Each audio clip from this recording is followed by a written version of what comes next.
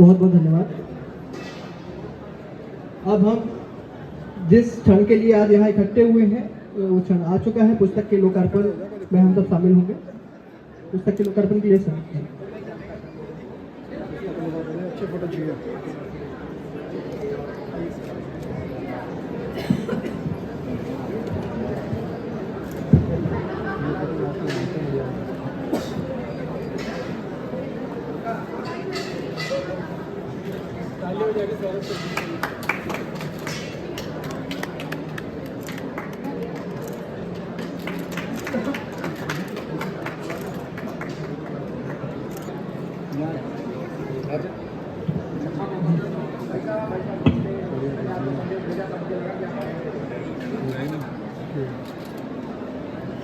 बहुत बहुत धन्यवाद संदीप जी। और जी अब मैं संदीप जी से आग्रह करूंगा कि आप अपनी पुस्तक के बारे में हमें कुछ बताएं। इसके बाद फिर दीपक जी हम बातचीत को आगे बढ़ाएंगे आपके साथ। पहले आप पुस्तक के बारे में दे सकते हैं।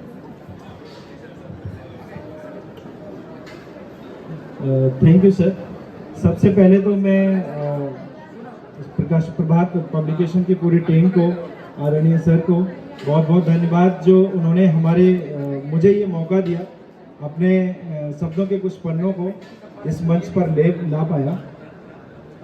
दूसरा मैं खिड़की पुस्तक के बारे में बताऊं तो ये पुस्तक उस स्त्री के ऊपर है जो एक फौजी की पत्नी है और जो करीब 8-9 महीने अपने पति से दूर रहती है और वर्तमान समय में जहां समाज पारिवारिक विघटन की ओर जा रहा है सर, वहां पर वो पत्नी अपने परिवार को बांधने की कोशिश में लगी रहती है।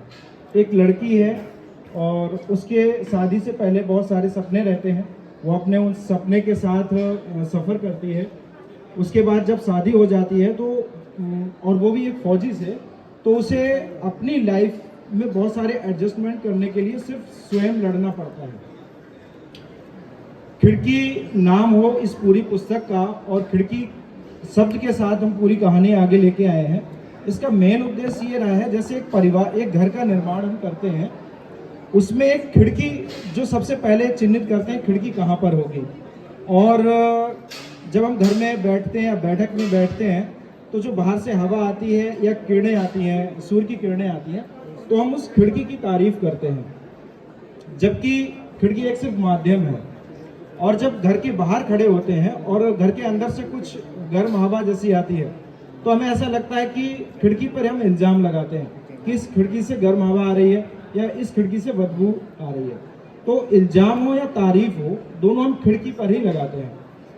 इसी तरह से घर में एक नई नवेली जो बहू आई है, पत्नी आई है, उस पर अधिकतर घर टूटने के इल्ज़ाम लगाए जाते हैं, जबकि वो माध्यम नहीं है। वो उस घर के टूटने का कोई बड़ा एक उस पर इल्ज़ाम नहीं लगना चाहिए। वो उसका कह सकते हैं कि एक समय की होती है कि समय एक कारण होता है किसी भी टूटने का, और वो समय अगर जब गुजर जाता है तब हम फेस करते हैं कि ना गलती हमारी थी, ना गलती इस जो परिवार में एक बाहर से एक नई लड़की आई है उसकी गलती थी, बस एक हमारी समझ का था कि हम समझ नहीं पाए थे। वह एक समझ किस तरह से हमारे परिवार को तोड़ती है, उसको लेकर ये पूरी कहानी है सर। जब ये पुस्तक लिख रहे थे तो और भी आपको दिमाग में कुछ आया होगा कि टाइटल क्या हो सकता है, तो खिड़की ही, इसलिए आपने खिड़की चुना होगी। और मेरी आपसे काफ़ी चर्चा भी हुई थी कि खिड़की नाम से एक और पुस्तक है ऑलरेडी, तो मैं समझ पा रहा हूँ, मैं कनेक्ट कर पा रहा हूँ कि वो आपका आग्रह जो भी था वो इसलिए था। तो थोड़ा सा ये पुस्तक तो आपने बता ही दिया, आपकी जो दूसरी पुस्तक है स्माइल, थोड़ा उसके बारे में बताइए। सर इससे पहले आपके ही प्रकाशन से हमारी पुस्तक आई थी स्माइल है एयर होस्टेस के जीवन पर आधारित है। और जिस तरह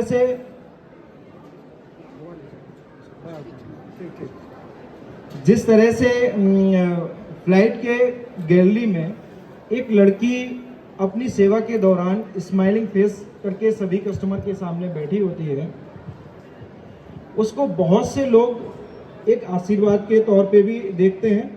2-2.5 घंटे की फ्लाइट होती है और बहुत से लोग क्या है कि उसको, क्योंकि वो खूबसूरत लड़की है, कई तरह से देखते हैं, उसमें चिट्ठी में लिख के भी देते हैं। सर मैं इस पुस्तक को लिखने के लिए मैंने 20-21 एयर होस्टेस का इंटरव्यू लिया था, बातचीत की थी।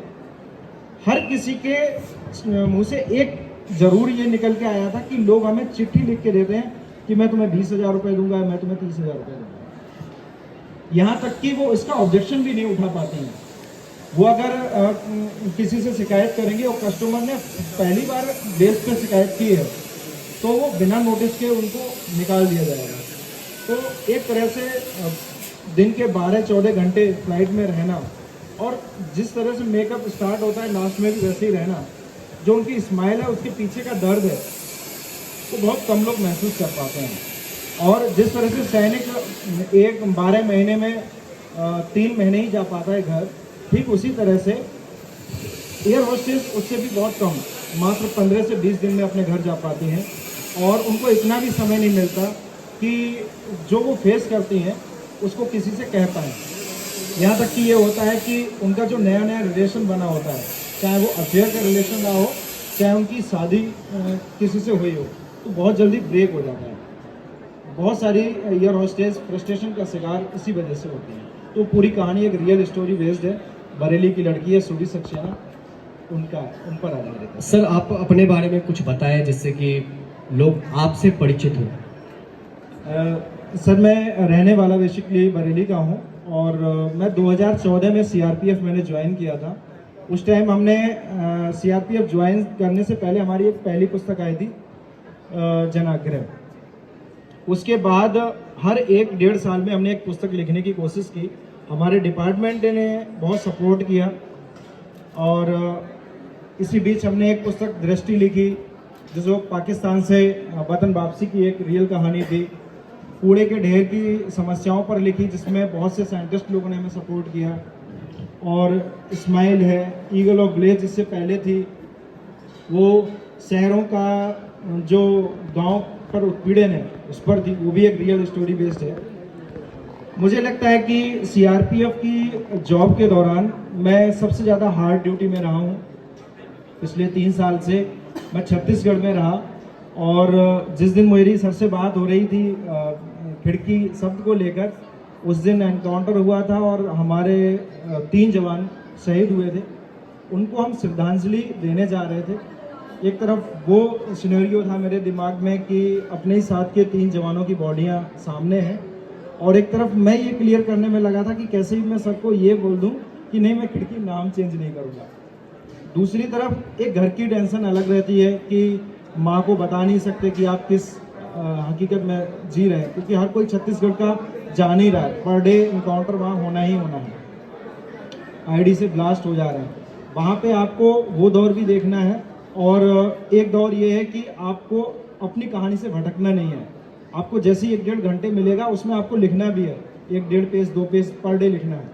तो आपका दिमाग भटकना नहीं चाहिए। एक परिवार का और एक कंटिन्यू ड्यूटी का और एक तीसरा आप लिख रहे हो वो कहानी का, क्योंकि कहानी लिखी जाती है आप उसमें पूरा जीते हैं।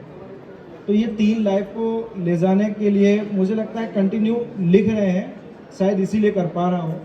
और सर का आपकी टीम का इतना सपोर्ट मिला तो शायद मैं सक्सेस भी हो पा रहा हूँ। तो ये मेरा एक बहुत बड़ा सौभाग्य है। सर आपने स्माइल में एक जिक्र किया है कि एयर होस्टेस को एक सैनिक का दर्जा मिलना चाहिए। जी जी। तो आपने कौन सी घटनाएं देखी जो आपको लगा कि नहीं उनके साथ गलत हो रहा है जी। और उनको उस तरीके से ट्रीट नहीं करना चाहिए और सैनिक का दर्जा मिलना चाहिए? देखिए सैनिक क्या है, हम अधिकतर सैनिक उसको कहते हैं जो किसी को रक्षा करता है, जो अपने परिवार से अलग रहता है, एक वनवास के तौर पर। परिवार से बाहर रहना, जंगल में ही रहना वनवास नहीं होता है। एक ऐसा होता है कि जिस तरह से 9 महीने 10 महीने एक फौजी बाहर रहता है अपने घर से, ठीक उसी तरह से 11 महीने 11.5 महीने 10 महीने एक एयर होस्टेस भी बाहर रहती है अपने घर से। वो जिस फ्लाइट को लेके जाती है, पर डे 2 या 3 फ्लाइट को अटेंड करती है वापस बेस पे लौटने तक, वो उसके पास पूरी जिम्मेदारी होती है इस केबिन के, पूरी फ्लाइट की गैलरी में जितने भी पैसेंजर बैठे हैं उनकी मेंटल और फिजिकल केयरिंग का, उनको उनका ख्याल रखने का। तो वो भी तो एक लड़की है, वो भी तो एक सैनिक है जो अपने घर से दूर है, अपने परिवार वालों से दूर है, किसी से कुछ कह नहीं पा रही है, और पर डे किसी ना किसी एक अलग मेंटल बोल सकते हैं, जो लोग जो उनको प्रताड़ित करते हैं उनसे भिड़ रही है, उनसे सामना कर रही है और अपनी लाइफ को जी रही है, मुस्कुरा रही है। तो मुझे लगता है जैसे एक सैनिक अपनी पर्सनल प्रोफेशनल लाइन में एडजस्टमेंट करता है, ऐसे एयर होस्टेस भी करती है। तो जिस तरह से हम सैनिक का सम्मान करते हैं, ऐसे हमें उनका भी सम्मान करना चाहिए। सर कई बार क्या होता है कि अभी पिछले साल का भी दौर देखें और इस साल का देखें तो सरकार की योजनाएं और हमारे आदरणीय प्रधानमंत्री जी लगातार महिलाओं को सशक्त करने की बात करते हैं और लगातार आप भी उनकी बातों को रख रहे हैं पुस्तक के माध्यम से। ये कम नहीं है, मतलब क्या देखते हैं समाज में कि अभी तक उस चीज को हम नहीं सही कर पाए? क्या आपके जहन में कुछ ऐसा आता है? देखिए सर, मुझे ऐसा लगता है ये मेरा बहुत बड़ा सौभाग्य है कि आदरणीय प्रधानमंत्री महोदय जी ने ये वर्ष स्त्रियों पर समर्पित किया है कि जो भी काम होगा हमें उसमें स्त्रियां ही आगे लानी है। और मेरी पुस्तक भी खिड़की स्त्री पर ही आधारित है और प्रतिलिपि पर या फेसबुक पर या अदर हैंडल पे हम स्त्रियों पर लिखते हैं। बहुत से लोग बोलते भी हैं कि तुम स्त्रियों पर क्यों इतना लिखते हो, और पुरुषों पर भी लिखो, उनका भी तो बहुत बड़ा बलिदान रहता है। मुझे लगता है कि स्त्री विमर्श की बात होना ही ये एक चिंतन है कि कहीं ना कहीं उन पर आज भी उत्पीड़न हो रहा है या उनके हक की बात कहीं ना कहीं पीछे रह जाती है। हम बराबरी की बात तब करते हैं ना जब कहीं लगता है कि हम वहाँ पे बराबरी जैसा व्यवहार नहीं हो रहा है। तो आज ऐसा नहीं है कि नहीं हो रहा, बहुत से लोग आगे आ रहे हैं, बहुत से एनजीओ आगे आ रहे हैं, यहाँ तक कि गवर्नमेंट सबको सपोर्ट लेके आगे चल रही है। तो आज तो मैं बहुत लकी हूँ कि आपके स्टेज से यहाँ आया हूँ। प्रधानमंत्री महोदय जी स्त्री को लेकर पूरा वर्ष समर्पित कर चुके हैं और मेरी पुस्तक इसी वर्ष आई है। सर जैसे कि आपकी अभी तक शादी नहीं हुई है, ठीक है, लेकिन आप लिख रहे हैं स्त्रियों पर, तो कैसे उस चीज़ को फील करते हैं कि आप लिख पा रहे हैं? क्योंकि फील करना, उस चीज़ को जीना और उस चीज़ को लिखना, कितना अंतर है इन सब चीज़ों में? सर खिड़की पुस्तक जैसे मैंने पहले बताया कि एक जवान की पत्नी की पुस्तक है। मैं जहाँ जॉब कर रहा हूँ या हमारी प्लाटून में, हमारी बटालियन में जितने भी लोग हैं, मैं पर डे लोगों को घर में बात करते हुए देखता हूँ जैसे वो फ्री होते हैं।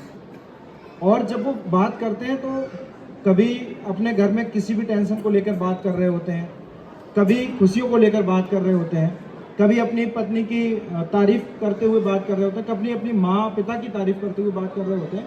तो जब मैं फ्री होता हूँ तो एक होता है ना कि फौज एक परिवार है, तो हम लोग आपस में डिस्कस भी करते हैं कि आप क्यों परेशान हो रहे हो, तो वो बहुत सारी बातें हमको बताते हैं।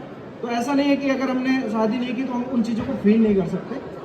बहुत अच्छी तरह से मुझे लगता है वो बंदा फील कर सकता है जो अपने एटमॉस्फेयर को अपने परिवार के रूप में लेकर चलता है। वो हमारे परिवार के लोग हैं, हम उनकी चीज़ों से अगर उनसे पूछते कि आप परेशान क्यों हो और जब वो बताते हैं तो मैं ऐसा लगता है कि वो लाइफ मैं खुद जी रहा हूँ।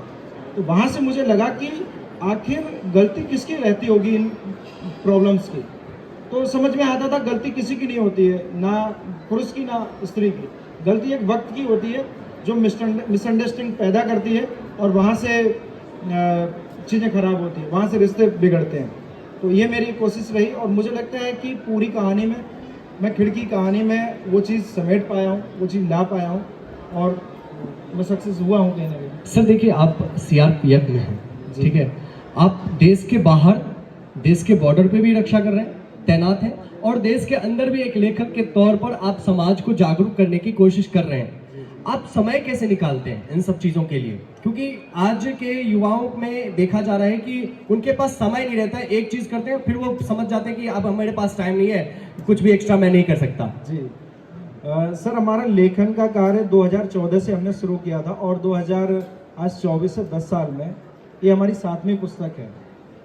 7वीं पुस्तक में पर डे आज का समय ऐसा लग रहा है कि जिस दिन मैं कोई आर्टिकल या शॉर्ट स्टोरी नहीं लिखता हूँ तो बहुत ही अंदर से ऐसा लगता है कि तुम अपनी प्योर लाइफ जी नहीं रहे हो, जो तुम्हारी एक आदत बन चुकी है वो लाइफ जी नहीं पा रहे हो।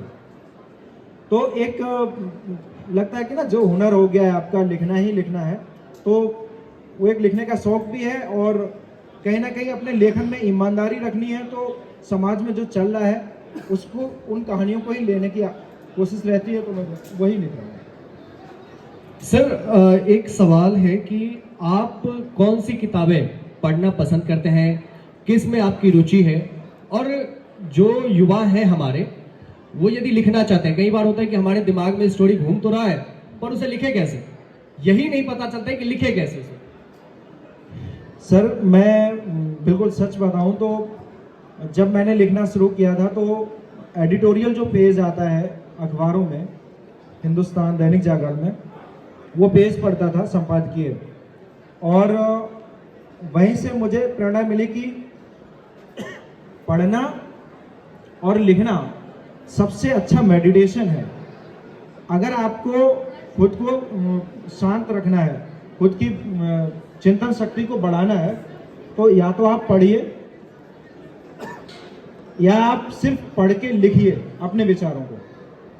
तो वह अपनी एक आदत रही कि मैं यही चाहूँगा, अगर किसी को लगता है कि मुझे लिखना है तो उसे सामने वाले से अपेक्षाएं नहीं रखनी चाहिए कि हमें रिव्यू क्या मिलेंगे। आप बस लिखिए, आपको अच्छा लगना चाहिए कि हाँ हमने जो लिखा है वो अच्छा है। सर आपको ये पुस्तक मेला में आकर कैसा लगा इस बार?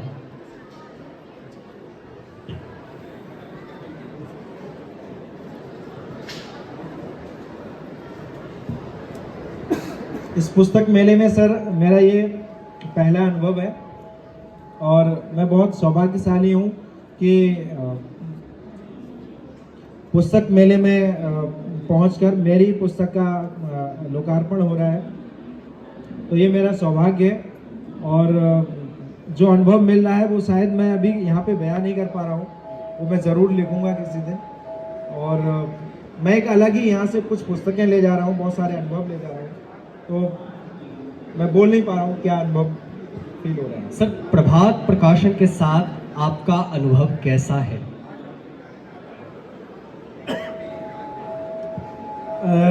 ये मेरी सर दूसरी पुस्तक है प्रभात पब्लिकेशन में, और सबसे अच्छा ये है कि आपको यहाँ बहुत ज़्यादा मेहनत नहीं करनी पड़ती।